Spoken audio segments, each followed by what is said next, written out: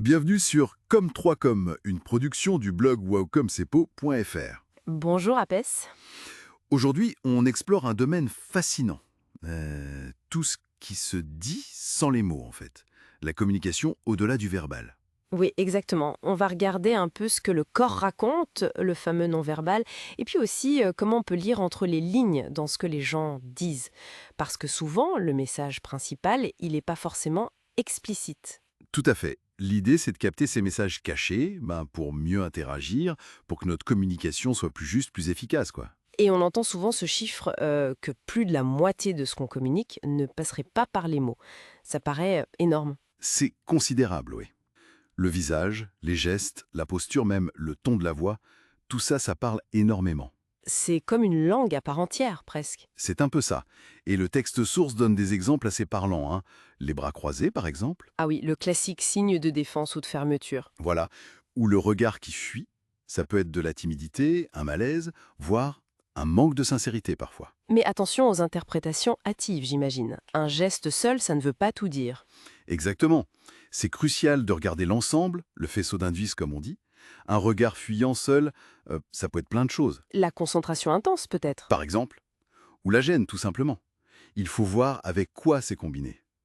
Un sourire un peu crispé, une voix qui tremble, ce sont aussi des indicateurs de ce qui se passe à l'intérieur et qui peuvent contredire un discours très assuré. D'accord, il faut lire l'ensemble donc, pas juste un geste isolé. C'est ça. Le contexte, les autres signaux, tout compte. Et ça nous amène à l'autre partie, l'analyse du discours lui-même. Pas seulement les mots, mais comment c'est dit. Tout à fait. Décrypter les non-dits, les sous-entendus, c'est faire attention au choix des mots, évidemment, mais aussi au ton, au rythme, et même au silence. Les silences peuvent être très parlants, c'est vrai. Ah oui. Et puis, il y a des indices assez clairs à repérer. D'abord, les contradictions flagrantes entre ce qui est dit et ce que le corps montre. Si les mots disent oui, mais que tout le corps crie non, méfiance. Logique. Ensuite, l'utilisation de mots vagues, ambigus. Parfois, c'est une façon d'éviter de se mouiller, de prendre position clairement. Une stratégie d'évitement, en quelque sorte. Voilà. Et les silences, les hésitations sur certains points précis. Ça peut trahir un malaise ou une information qu'on préfère taire. Ok. Donc, développer cette double compétence, écouter le corps et lire entre les lignes du discours, ça apporte quoi, concrètement? Au travail, par exemple. Oh, les bénéfices sont très concrets.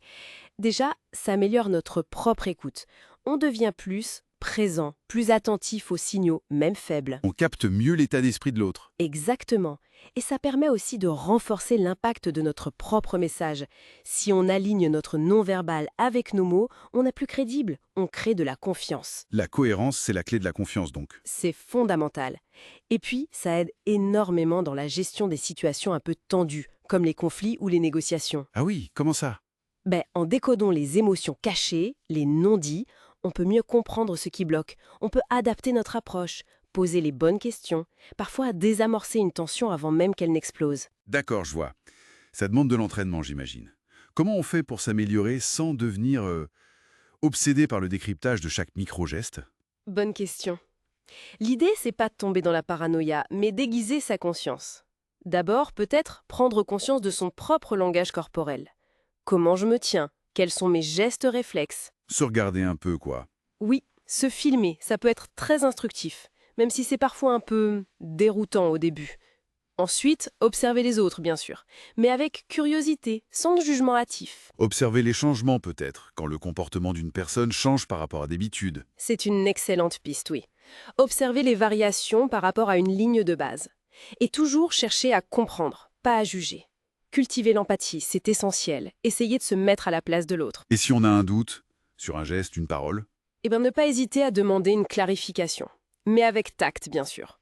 Pas un «pourquoi tu croises les bras», mais plutôt quelque chose comme «j'ai l'impression que ce point te préoccupe, est-ce que je me trompe?» Doucement. D'accord. Donc en résumé, bien communiquer, c'est vraiment un art complexe. C'est pas juste parler et écouter. C'est bien plus que ça. C'est une danse subtile entre le dit, le non-dit, le conscient, l'inconscient. Une danse qui demande de l'attention? Oui, de l'attention, de la finesse.